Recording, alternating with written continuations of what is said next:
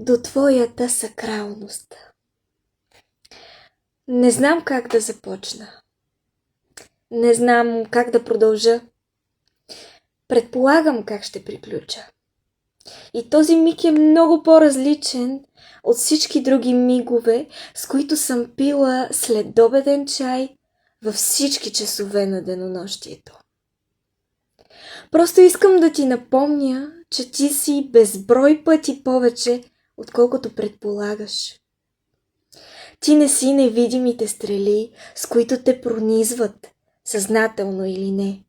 Защото, приятелче, те не виждат теб с цялото ти обаяние. Те виждат себе си. И ако не могат да те обичат, това е техен проблем. Ти не си образа, който виждаш в огледалото, защото често получаваш миражи, породени от травмите ти.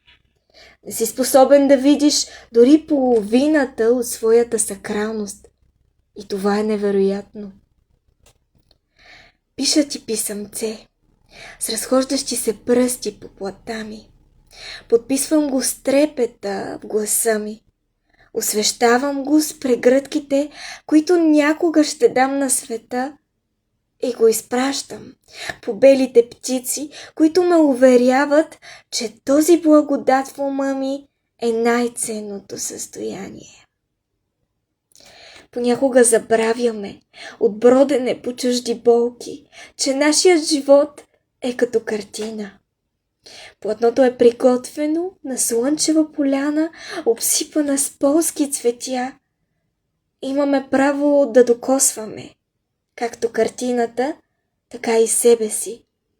Да се цапаме с боичките, да танцуваме, размахвайки четките и какво ли още не.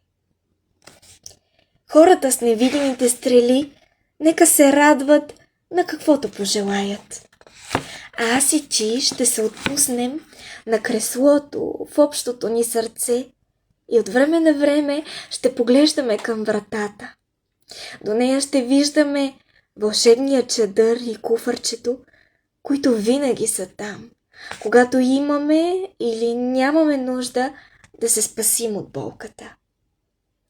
И ще се усмихваме на себе си, на способността ни да си тръгваме, когато се налага, а после да се награждаваме с мечти и реалности за чудо и приказ.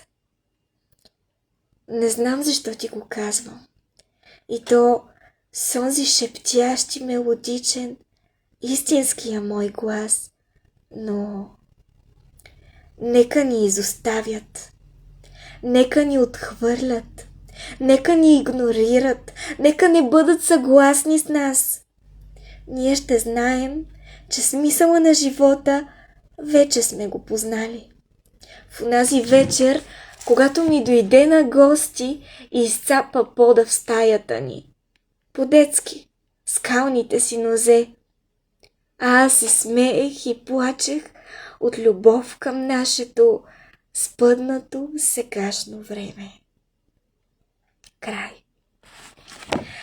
За още подобна поезия пиши ми, за да поръчаш своя екземпляр от книгата ми «Библия на сърцатия човек».